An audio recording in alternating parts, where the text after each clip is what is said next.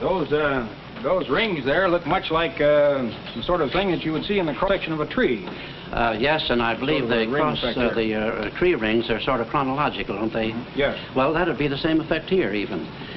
You see, off to the left, where we can't see in the picture, there's a crack in the mountains, and the winds that blow down from the big Taco ice cap just pour debris and dust and pollen and little objects across the glacier, and when they're very similar to what you showed on the demonstration model. Yes. And then the center moving faster than the sides. Now, in winter, snow falls and no dust can blow. So that's why you have those alternate bands of black and white that indicate seasonal changes. But during the summertime, the protective covering over the top of this dirt isn't sufficient to prevent the ice from melting underneath. No, not unless it's a terrific covering or like a volcanic eruption or a landslide. In fact, small objects, especially dark objects, hasten the melting of a glacier. Yes, you were mentioning this experiment you conducted with a piece of a leaf and a quarter, I think it was? Oh, yes. Actually, I could have put $1 on it, it would have the same effect, but it didn't have $1 in that time. The quarter did it. You see, the quarter is a metallic and light colored. The leaf in fact, it was a rotten leaf, too. If you touched it, fall to pieces. It was dark.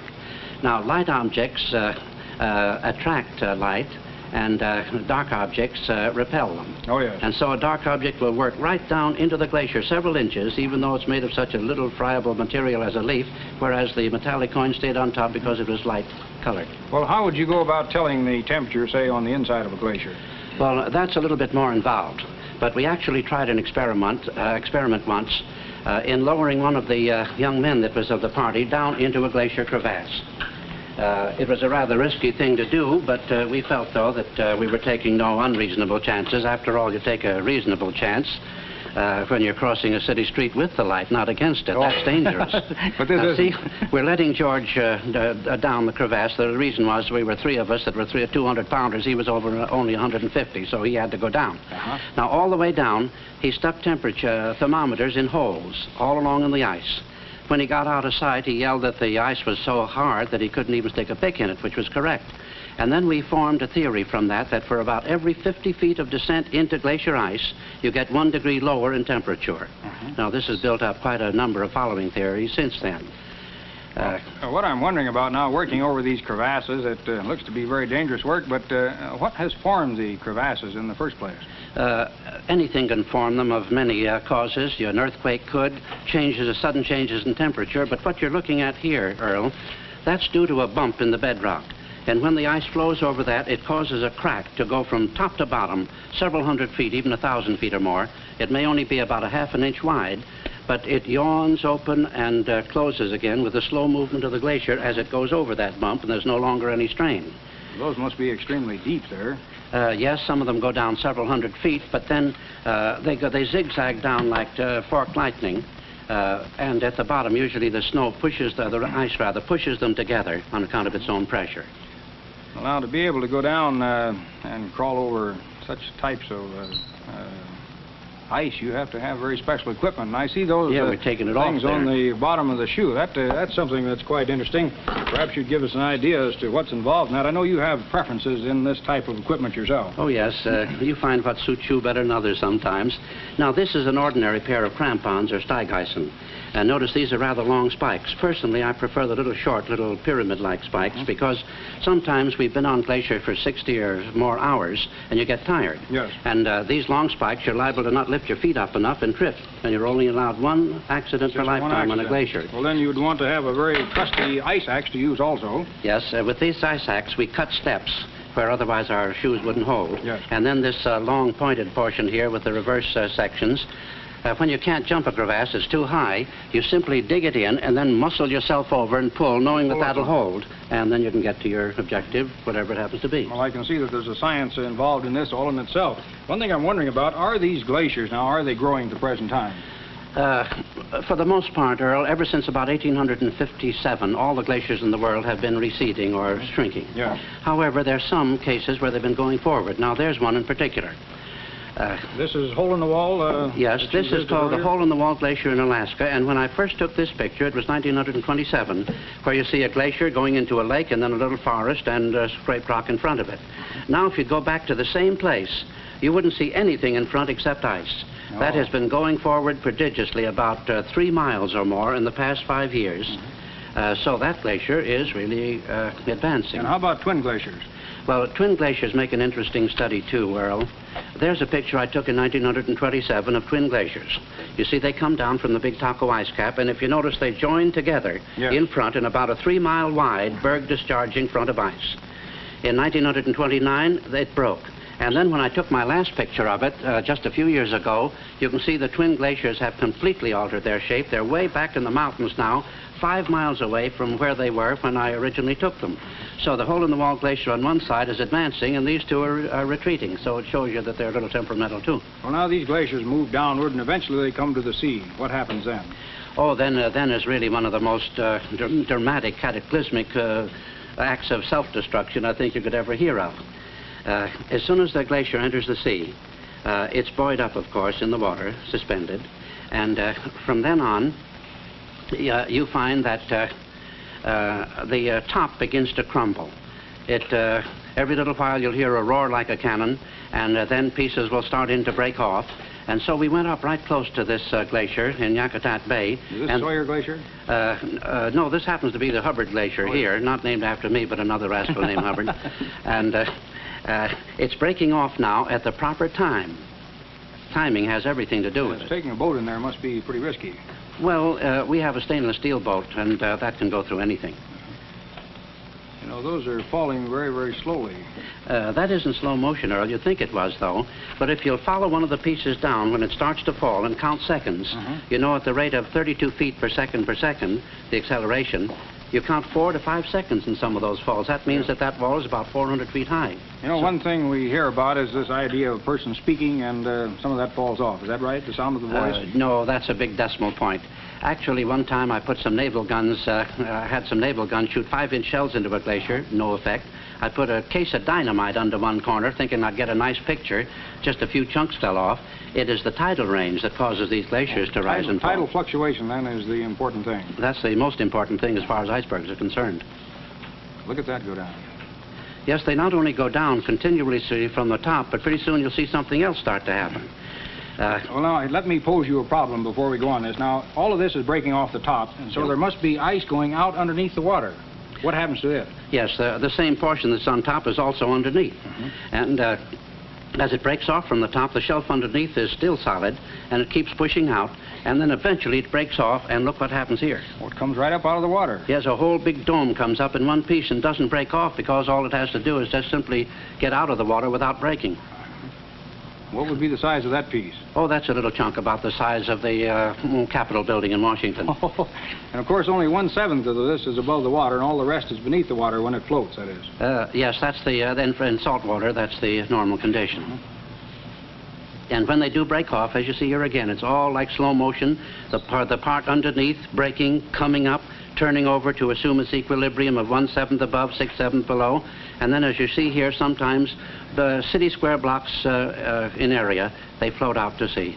And then eventually, I suppose, they get into warmer climates and then they're dissipated. Yes, because the convection of water is enough to cause them to be eroded underneath, and pretty soon they disappear. Well, Father Herbert, I know that you've brought back much valuable information from your various trips. Are you perhaps planning another one sometime soon? Oh, yes, Earl. You know, if you keep going all your life, you live a long time. Well, I hope that when I'm 66 years old, I'll be able to make some trips into Alaska. You were mentioning these orchids that you found. Yes. You know, very few people realize that along the Alaska Peninsula, you have probably one of the longest chains of volcanoes in the whole world. They're average 35 miles apart for about 2,000 miles. And they're connected with glaciers, too, because I've found some huge volcanoes have blown out big holes and left a crater glacier where they had been before. Well, I see our time is growing short, but Father Herbert, before I say goodbye, I want you to promise that you'll come back and tell us about your exploration in glaciers and in volcanoes this summer. We'll try to, Earl. We'll have to warm you up after all this cooling off. Oh, fine. Thanks a lot. Thank you. I'll be back very soon. Good evening. American Trust Company's special student guest comes to us this evening from Mission High School here in San Francisco. He's particularly interested in chemistry. And that's doubly appropriate tonight because this week is Chemical Progress Week. Our guest's name is Richard Nile. Welcome to Science in Action, Dick. Thank you very much, Mr. Jacobus. We'd like to find out a little bit about Mission High School. First, where is it located in San Francisco? Mission High is located at 18th and the Lower Street in the Mission District. In the Sunny Mission, I think you called it out there, isn't that right? Dick, your principal at Mission High, Mr. Alvin Morse, was very kind enough to send down a photograph of the school. We're always very happy to look at school photographs. It's on the television screen right now, and it looks like quite a large building to me. Yes, we have about 2,000 students going there. Now, what science courses have you taken under your instructor? First, what is your instructor's name in Mission? His name is Mr. Alfred Taylor. And what has Mr. Taylor taught you in the way of scientific subjects? Well, he's taught me biology, chemistry, and physics. I see. Now, your demonstration this evening is going to be on chemistry. Is that your main scientific interest? Yes, it is. Well, suppose you get ahead with this demonstration of yours. This is a model of a precipitator. It is used in many factories throughout the United States because its main use is to get rid of the smoke that is in the factories. Actually, all it is a piece of transparent tube with wire running around the outside surface. And through the inside, as you can see, it's filled with smoke. And through the inside wire, I shall put a force of 30,000 volts. And just watch the smoke.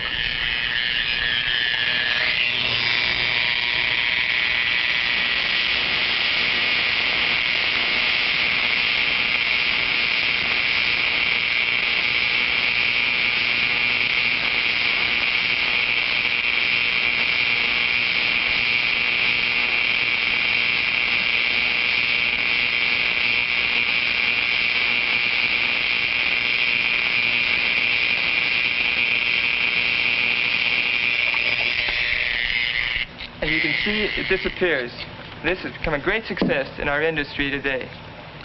That's a very interesting demonstration you've got there, Dick. That means that factories can get rid of their smoke without disturbing their neighbors, doesn't it? That's right. Now, what do you plan to do after you leave Mission High School? Well, after Mission, I plan to go to 2 years at City College, and then later go to Cal, I hope. And take up chemistry there? I hope so. Well, you certainly got your work cut out for you. Before you go, we want to present you with a passbook. This signifies the opening of a savings account in your name today by American Trust Company at the Mission Savings Office here in San Francisco. With it go our appreciation for being on the program and our best wishes for your future success. Thank you very much, Mr. Jacob. Thank you for being with us. That was Dick Nile from Mission High School here in San Francisco. Our animal of the week is the California ground squirrel. It's one of the types of ground squirrels that are quite common in the United States. This type is found west of the Rockies. Cute little fellows. These are about 4 weeks old at the present time. Special pets of Mr. Harold Dunkel.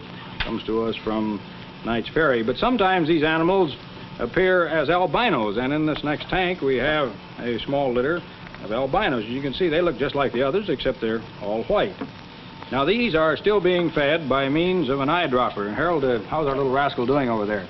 Is he feeding on the eyedropper the way you've been feeding him for the past weeks? He's doing all right. Say, that is really something. Now, how long have you been feeding him this way?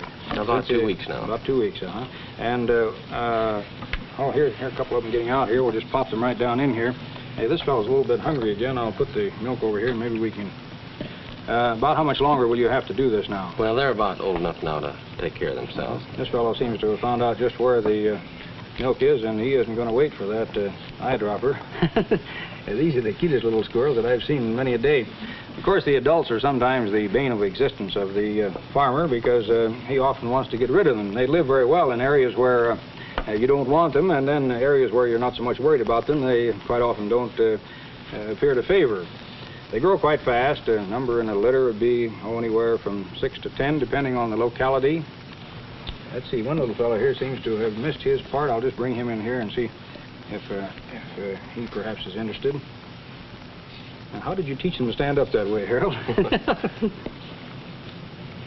Ground squirrels, of course, act a great deal differently from the tree squirrels that we see hopping around in trees. These fellows invariably stay on the ground, and when they do, you seem to have some in your pocket there. Maybe we can get these back over here again. Having quite a problem here with these little fellows. Well, Harold, I hope that you have a great deal of success with your ground squirrels here, and will keep us informed as to how they do. Oh, here's another little fellow down in here. I'll just put him back in this cage. Let us know what luck you have in raising them, because a lot of people like pets, and this most certainly is a very interesting one. Thanks a great deal. Now, all of you space cadets, get your equipment together, because on our next program, We're going to talk about the problems involved in survival at high altitudes. In other words, how you would live up on very high mountains, and secondly, what you would do about survival when you're traveling at very high regions in space. Our special guest, Dr. John Lawrence, University of California, Captain William Orlov, U.S. Air Force. We hope you'll plan to be with us then. Thanks a lot. You have just seen another in the fascinating television series, Science in Action. Science in Action is produced by the California Academy of Sciences under the supervision of Dr. Robert C. Miller.